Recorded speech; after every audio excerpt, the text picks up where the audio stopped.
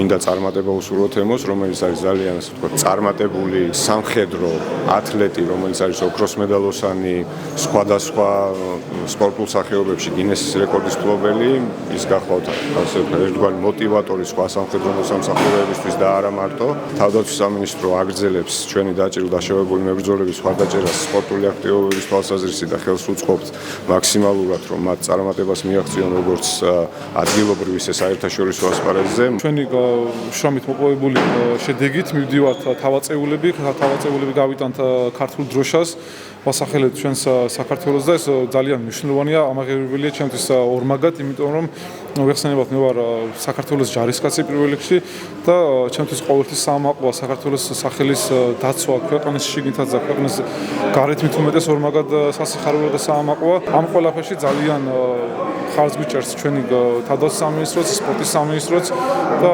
სრულიად ყველა გვერდში გვიდგას, რომ თავარია ჩვენ მოვიმდომოთ და ჩვენ გადავლახოთ და ჩვენ გადავდგათ პირველი ნაბიჯები.